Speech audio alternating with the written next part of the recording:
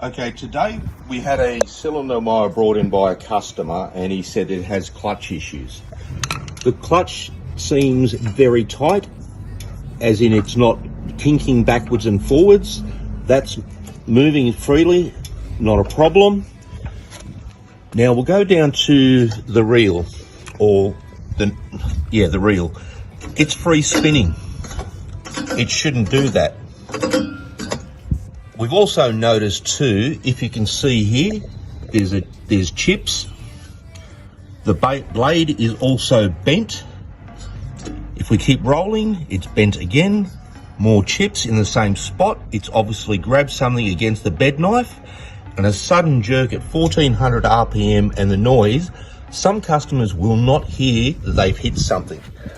This quite clearly tells us that they have hit something, because 3 to 4 mil plate steel does not buckle like that. That's instant shock, which has been transferred up through the chains and possibly can do clutch damage. We will then take the cover off, but I'm pretty sure when we take this cover off, one of the chains will be off. There is multiple chips and multiple dents on this blade. Probably one of the worst I've ever seen, to tell you the truth. Now I'll take the cover off and we'll reveal to see what is happening on the inside.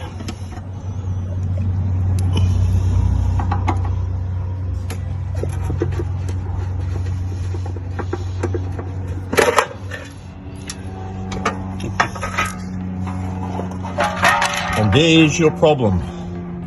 One snapped chain.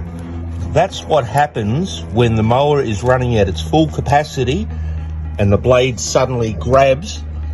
The tension is focused back through the shaft of the blade, through to the chain, and the chain snaps. Luckily the chain is snapped first before transferring the power back through to the clutch, then through to the engine, because that can cause all sorts of damage. We've also noticed here, this chain guide will need to be replaced because it's quite worn. But the obviously point is, from the dents and the chips on the blade, it has transferred the shock straight through to the chain.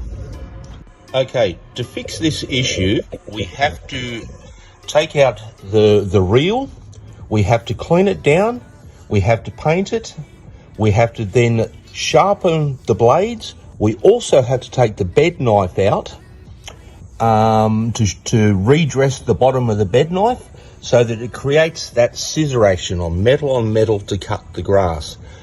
I forgot to mention we also have to straighten the blade as well. We then also have to replace the chain adjuster, and what we've seen and what we've noticed, people are actually putting sprockets on here like this. That's a big no-no, because at 14 to 1500 RPM, if this grabs something and locks instantaneously, you may not know that you've done it. What will happen is it transfers the shock all the way through. If this is a sprocket here, it has no adjustment or no flexibility. It will then transfer it all the way up to the shaft, going through the clutch and into the engine. That can cause serious and major damage. These are what I can put it into another layman's terms. These are like a sacrificial anode in a water heater. They stop your water heater from rusting. This takes the shock out of transfer through to the engine. That's why they are made of plastic. It wears itself so that it creates the right tension up and down.